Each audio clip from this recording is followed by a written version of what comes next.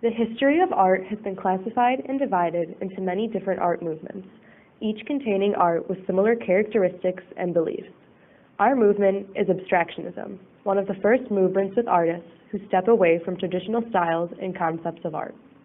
This movement was characterized by the use of geometric shapes and colors in order to relay the artist's inner thoughts and emotions. Abstractionism is a non-representational form of art where the object is separate from the meaning. Since abstract art is classified as non-representational art, it serves as an umbrella classification for many other art styles and pieces. Most abstract art pieces don't just imitate everyday reality, and instead, they represent the way the artist sees the world and the artist's experience with the world. The artists of this movement see the world as unique to each individual's own emotional experiences and interactions, as well as each other's person's reality. This movement began shortly after Impressionism. Before this time, most art was focused on academic realism, where the goal of art was to create a representation of an image, such as a landscape or an object. Impressionism began moving away from this concept around the time of World War I, when the Nuevo art movement was also underway. This movement was a new international style of modern art and was also impacted by the Industrial Revolution and encouraged artists to branch off of the original realistic art and explore their emotions and create art based off of that. The Industrial Revolution was advancing the world in other categories, but the movement away from traditional techniques also impacted the artists and encouraged them to step away from traditional styles. German Expressionism at the time also began to encourage the use of shapes and showcase the power of color, which also led to the development of Abstractionism. Abstract art came shortly after this revolutionary time. It was inspired by several other art movements, one of them being Cubism. Cubism inspired abstract art concerning the use of color. Most Cubist paintings focused on using a very minimal amount of color, and that concept was adopted by several abstract painters, including Piet Mondrian. Another movement that inspired abstract art was Futurism. This movement is characterized by displaying distinct themes and creating movement and motion within the piece. Abstract artists also adopted certain themes throughout their career, and many pieces depicted movement and dimension. Another movement that largely influenced abstract art was Fauvism. Fauvism separated color from its representational purpose and valued individual expression of the artist's emotional response to nature. Similarly, abstract art used color as a way to relay emotions and valued individual expression. Now to talk to some of our good friends from the Abstractionism movement.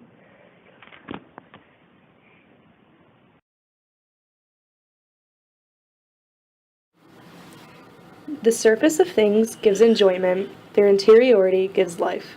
This quote was said by the famous Piet Mondrian. Born on March 7, 1872, Mondrian started his long journey of art at the Academy for Fine Arts in Amsterdam. During Mondrian's early years, much of his work was naturalistic and reflected Fauvism. His pastels were made from his home country and reflected many windmills, fields, and rivers. For example, this painting, The Mill Under the Sun, made in 1908, was done in an impressionist manner. The raw, pure color of this piece shows traces of Fauvism composition. Mondrian uses various movements, techniques, and inspirations in his paintings. In this period in his life, many of his paintings reflected people and scenery. With many of Mondrian's landscapes, the horizon was important and usually fell directly in the middle of the painting. He also used color to express emotion. Throughout his life, you could see how his paintings started to show his perception of the world rather than the reality of what it actually was.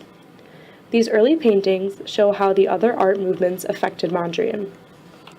When Mondrian moved to Paris in 1911, in his works, you could start to see how Cubism and Baroque styles influenced him. He was impressed with paintings from Picasso and George Braque. In his painting, The Apple Tree, Mondrian expresses the Cubist influences. For example, the colors throughout the painting are minimal to 3 colors. Also, the colors on the 4 corners and the outsides are minimal, causing the focus to be on the center of the painting. This represents the Cubist style's but not creating it based on nature, but on how the artist created it with the structured basis of it. Another example of his cubist styles is in the painting Oval Composition. Like the apple tree, this painting is strongly based off of structured rectangular lines and minimal color. Also like the apple tree, these lines cut into each other, causing an overlapping effect. Mondrian started showing traces of his abstract painting in 1905. In 1913, Mondrian began to fuse his art in theosophical studies. Mondrian also had a tree theme of paintings. He would position the theme in the center of the painting and only use 2 or 3 colors. His tree theme worked to reverse reality instead of looking at the solid mass. Mondrian's signature work is his primary colors and straight black lines. Mondrian used these paintings as a sort of language.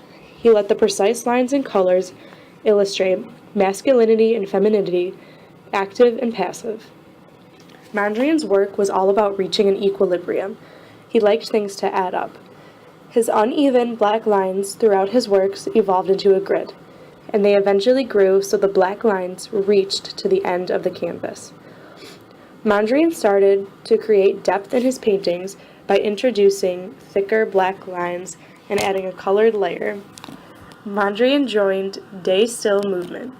He worked with other painters on this movement, Theo van Doesburg, Bart van der Lek, and Vilmos Huszar. The Day Still is where essentially Mondrian laid out all of his visual theories. This movement allowed him to continue his work with primary colors, while observing these other artists. This is where Mondrian started his using the style of lines and color in rectangular shapes called neoplasticism. A lot of people who weren't a part of the art world criticized Mondrian because he painted the same thing over and over again, but that is untrue. Much thought was put into his painting. He made sure every color and line was exactly precise. Mondrian was forced to move to London during the fascist movement going on in Paris, and then to New York 2 years later. In New York, he joined the American abstract artists and continued to write about neoplasticism. The busy city life made a big impression on Mondrian. Much of Mondrian's work at the time was about the city. For example, in his final painting, Broadway Boogie Woogie, made in 1942, the yellow color of the painting was inspired by the yellow cabs of New York. This was different from his other paintings because many of the squares were not enclosed. The smaller squares of this painting were to represent people, and the brightness and colors to represent how the city was always in motion. Mondrian died February 1st, 1944, leaving behind his legacy.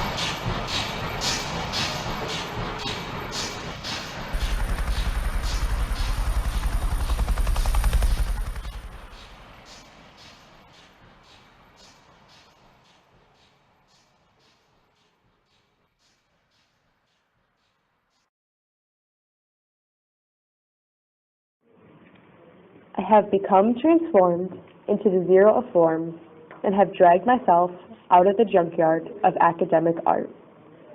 This quote was stated by Kazimir Malevich. Kazimir Malevich, born on February 23, 1878, is another artist of the Abstractionism movement. As a child, he loved drawing, but had trouble to see the deeper meanings and understanding symbolism. You can also see that in his earlier work he was fascinated with painting and about peasant life. You can see this in his paintings, Peasant Woman with Buckets and Child, or the painting, Taking in the Rye. In this painting, nearly all you can see is a woman who almost looks exactly as a cylinder. She only has touches or hints of human form. Much of his work was based on Cubism. He liked to show Cubism through the objects in which he painted. So, he believed the Cubists did not take abstraction far enough. He knew that when you painted an object, it was just a picture and not the actual object. He loved geometric figures and the idea that divine harmony in the universe was expressed in numbers. He repeatedly used squares and particular formatting in all of his paintings. When his father died, he moved to Moscow and studied at the Moscow School of Painting. Malevich considered himself a Cubo-futurist. Some of Malevich's inspirations included Natalia Gorbachev and Mikhail Leonov. He got these ideas from them, and he joined groups that they were a part of, called Jack of Diamonds and Donkey's Tail. In 1907, Malevich absorbed the Cubist principles like everyone else from the Russian avant-garde. Malevich considered himself a Cubo-futurist. This can be seen in the paintings Morning in the Village After a Snowstorm. He portrays an object using geometric shapes. This is when his paintings were still representational. Malevich also had a series of sketches. Some of these sketches varied over the different art movements.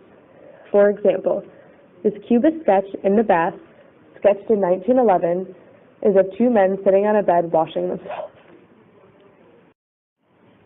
Though Kazimir Malevich is possibly most famous for the founding of suprematism. Suprematism is characterized by simple geometric shapes and associated with the ideas of spiritual purity. Malevich broke suprematism into three stages: black, color, and light. In 1915, Malevich became fascinated with the idea of flight and aerial landscapes. You can see this in the painting Airplane Flying. In this painting, the different colors contrast each other dramatically, and it being positioned on the white adds an energy to it. Along with suprematism came one of his most famous paintings, Black Square. In this painting is a black square on a white background. This painting represents flatness over depth, refuting nature, proving its abstractionist qualities. The black square was considered to be against the materialism of his time. This was also meant to represent a sort of blank slate. The black was also applied at multiple layers, not just one, creating a cracked appearance. Kazimir favored minimalism in his geometric paintings, represented by the single black square. The painting sends off a painful feeling when viewed, though always a sense of relief due to the minimalism.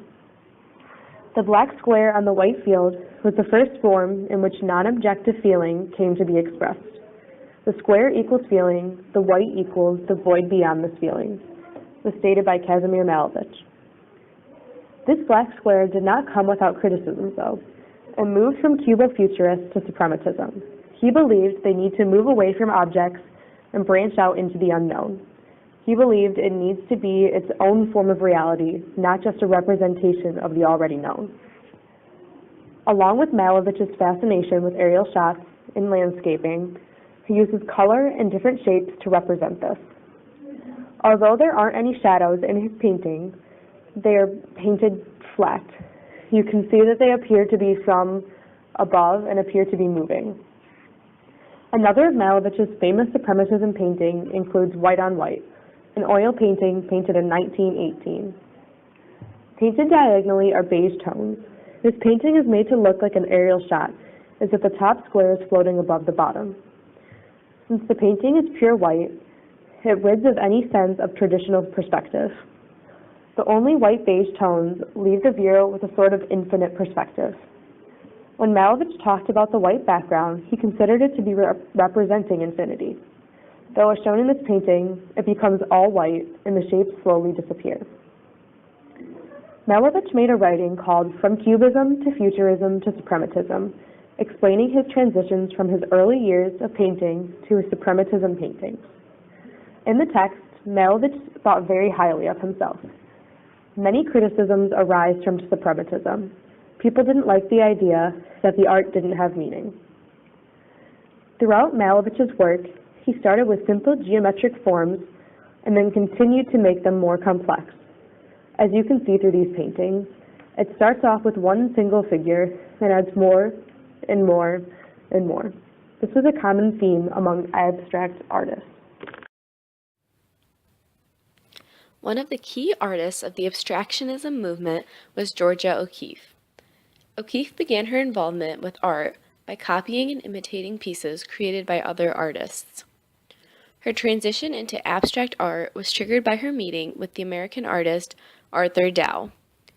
Dow believed in creating art based on the composition, line, mass, and color. His ideas inspired O'Keeffe to begin painting what she saw and what she felt, rather than to simply follow rules and to copy other pieces.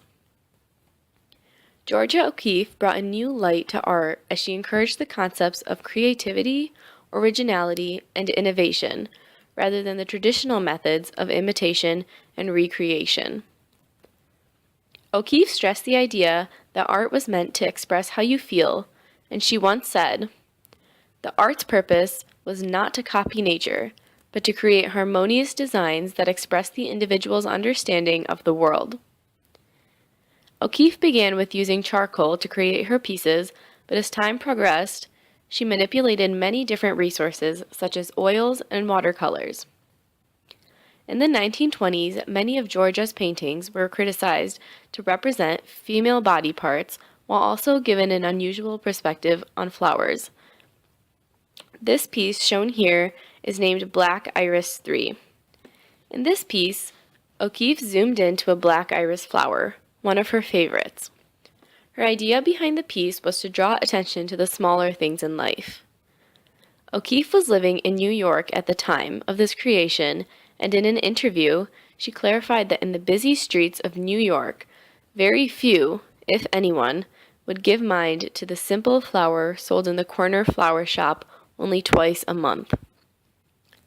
By creating this piece and choosing a unique angle on the flower, one of her signature techniques, O'Keeffe was able to draw people's attention to a simple yet meaningful piece to her. O'Keeffe used minimal colors but manipulated shading and intensity to bring dimension to her work as a way to show her viewers what the flower appeared like to her. This piece raised much criticism as many groups and individuals interpreted the piece as a sexual metaphor, a sort of representation of the female body. And although O'Keeffe denied those claims, many continued to interpret her piece as showing a connection between nature, beauty, and woman, perhaps to encourage the idea of a woman's body to be a beautiful work of nature. This piece uses a minimal amount of colors and plays in the family of grays, whites, and black with a hint of lavender. The colors O'Keeffe chose to use in this piece were unique and out of the ordinary because most flowers that come to mind would be bright, happy colors. She may have done this as a way to draw people's attention to this unusual flower and to broaden people's mind to things that did not fall under general characteristics.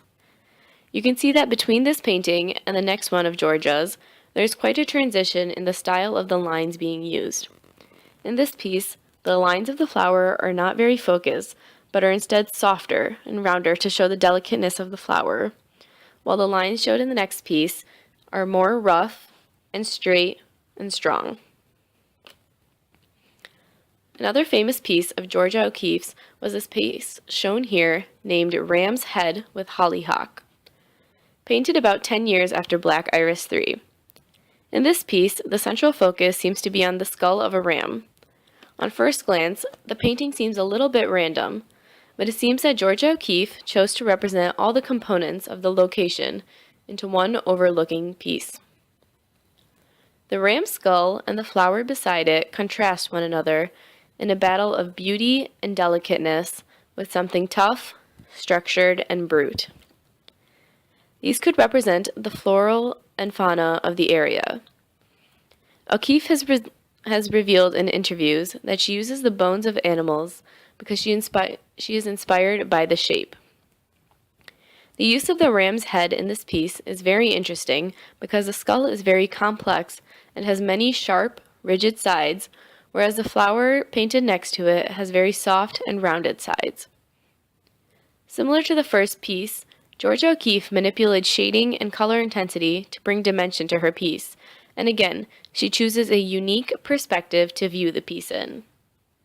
In the first, she zoomed in into the iris, and in this piece, she places a flower and ram's head floating above the New Mexico landscape. O'Keeffe's pieces can be easily identified by acknowledging that the piece is painted in a unique angle and has a strong connection to nature. Now here is a clip of an interview with Georgia O'Keeffe where she discusses some of her art pieces and her inspiration.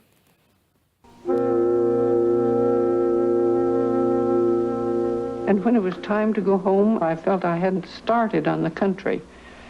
And I wondered what I could take home that I could continue what I felt about the country. And I couldn't think of anything to take home but a barrel of bones. So when I got home with my barrel of bones to Lake George, I stayed up there quite a while that fall and painted. That's where I began, that's where I painted my first skulls, from this barrel of bone. And first I painted a horse's head. And then I got this cow's head. And I had the cow's head painted against the blue. And I thought, well, I have to do something else about that. And that was at the time that the men were all talking about the great American novel, the great American play, the great American, oh, it was the great American everything. And I thought they didn't know anything about America. A lot of them had never been across the Hudson. So I thought, I'll make my picture a red, white, and blue. I'll make it an American painting for these people that don't go across the Hudson. And this was my painting. I put a red stripe down each side. Entertained me, but I don't think anybody else caught on to it for quite a while.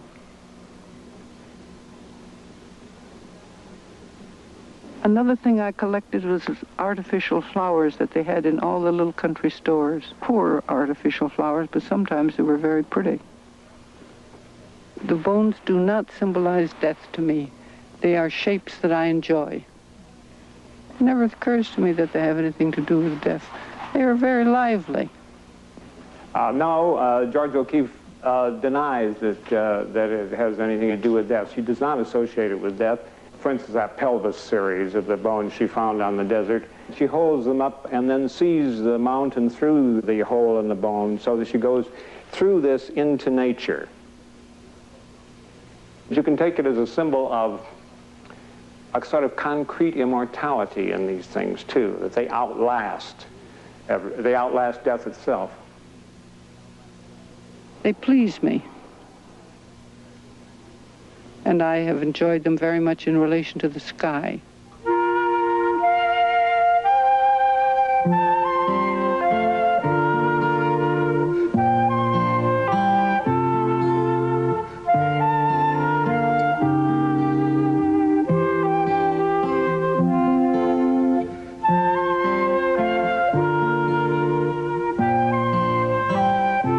And after a while I thought it's very easy to always be having a bone with a blue hole in it. I'd better make it another color. So I had a reddish bone with a yellow sky. That wasn't too bad either.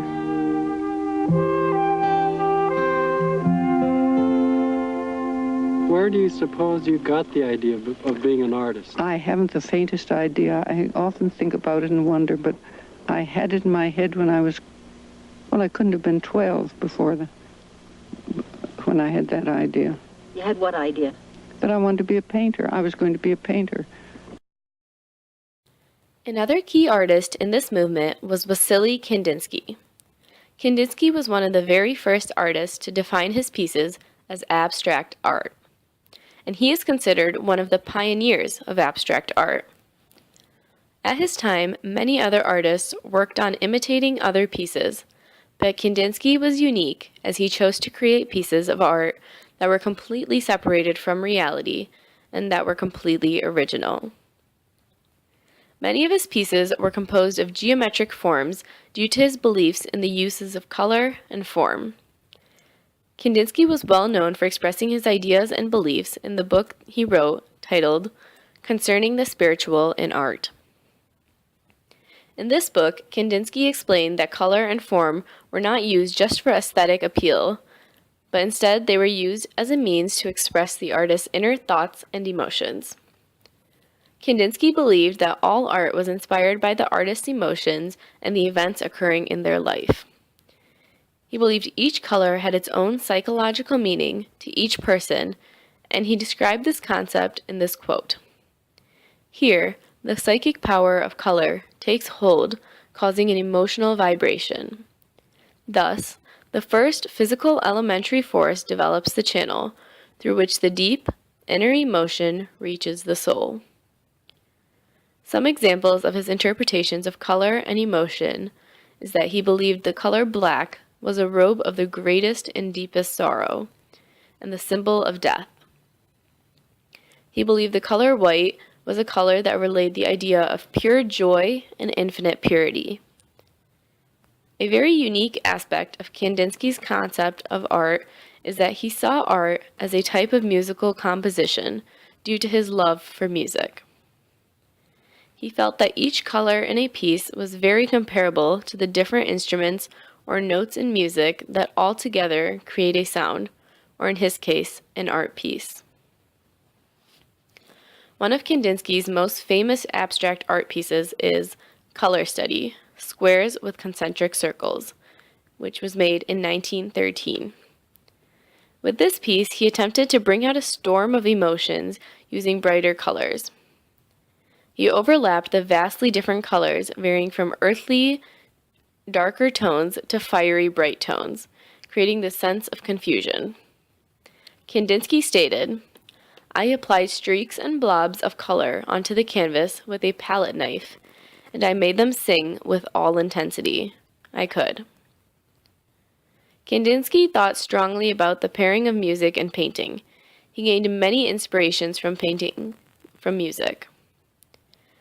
The circles play off the squares as each new color is added to the ring, creating this full feeling.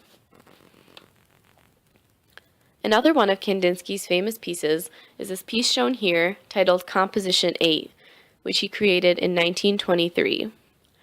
This piece includes the interaction of many different geometric figures, including circles, triangles, and lines. Kandinsky used this piece to set himself apart from other Russian artists at the time. This piece used many different geometric forms and colors as a way to demonstrate the dimension and harmonious interactions you can create with the manipulation of different shapes, colors, and sizes. I think that by placing all the different components against the white background, Kandinsky hoped to focus the viewer's attention on the plethora of images in front of them. Kandinsky also seemed to not have any central focus to the painting, perhaps to relay the message that no one component is superior than the other, and instead, all components were important to create this one harmonious composition. It is very comparable to music, with all the different components working together to create the one final sound. Another popular piece that Kandinsky created is this one shown here, which is named Several Circles.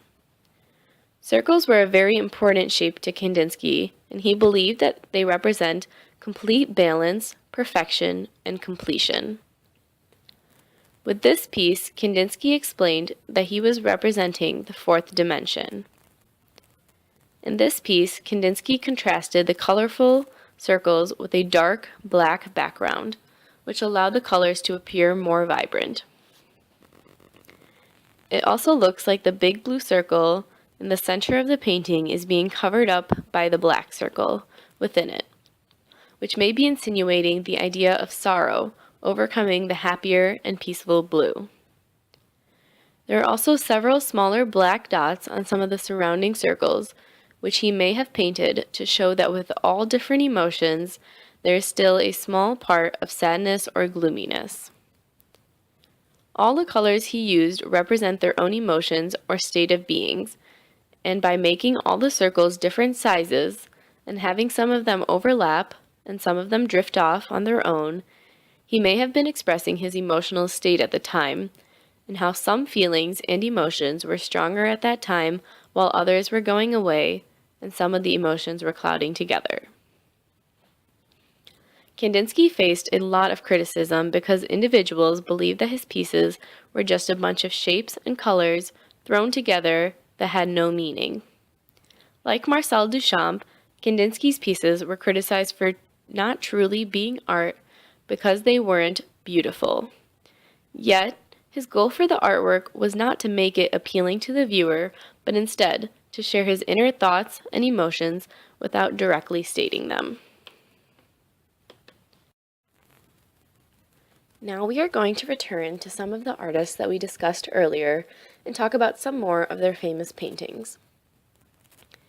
Coming after Malevich's Black Square is his Black Circle painting, finished in 1929. See much of a difference? Yeah, well, neither do I. Though, in Malevich's eyes and many trained eyes, this is vastly different. As you can see, his signature work is the white background representing the infinity. The circle positioned off-center forces your eyes to draw attention to the piece. The black color of the piece also may cause certain emotions of darkness and sorrow to be stirred up. Malevich usually is typical for his square paintings, so when he used a circle, it was definitely different for him. It is very interesting that he chose to make two paintings that seem so similar on first glance, but are actually quite different. In his Black Square painting, the square is obviously constructed of straight, precise lines, whereas in the Black Circle painting, the focus is on the circle, which is composed of a smooth, curved line, quite opposite from the sharp, straight lines of the square. These two paintings also showcase Malevich's simplistic style by using only two colors, both of which are very foundational colors, yet they still hold a lot of meaning to him. This painting is located at the State Russian Museum in St. Petersburg, Russia. Now we are going to revisit another one of Kandinsky's pieces, Composition 4. The meaning behind this piece is greatly debated, and each person has their own interpretation of it. Some believed that the painting showed Rudolf Steiner's 3 steps towards spiritual enlightenment, while others believed it represented a section from the book of Genesis. There were, of course, also many critics who believed that the piece had no meaning at all. I believe that the meaning behind this piece is that each person is to see and experience something different with it. The splashes and lines of color going in every direction across the canvas allows for each person to take a look and see something different. This concept was actually described in Kandinsky's book, where he explained that many times his goal with a piece would be to transport a person to another state of mind by manipulating different shapes and colors. This piece uses a mix of colors and whites, but is also broken up with black lines. These black lines are what allow each person to see maybe a different shape that triggers them to make a connection from the painting to another aspect of their life. I personally see some sort of rainbow towards the left side of the painting, and in the middle, it looks like a scene from some sort of spiritual text with 3 people painted in. The awe in this piece rests in the conceptual makeup and the ability of the piece to give each viewer a unique experience with it.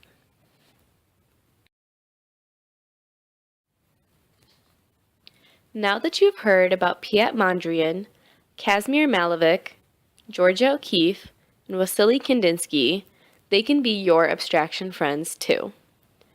Now, I bet you're sitting there thinking, oh, what is this crap? I could make that too. Well, you're not alone. During the creation of a lot of these pieces, there were many people who truly appreciated the art, but also many people who criticized the quote-unquote art. The critics were both art lovers, society in general, and other artists. The fact that abstract art has no solid meaning directly related to an object and criticized materialism triggered those of the 20th century to disagree with the abstractionist artists. Abstract art can many times seem random and seem elementary as far as skill level, and this caused many people earlier in history and today to argue that it should not be considered art. The one important thing to remember from this presentation about abstract art is that abstract art is not created with the intent to be aesthetically appealing nor representational. It is meant to be an expression of the artist's internal thoughts and emotions.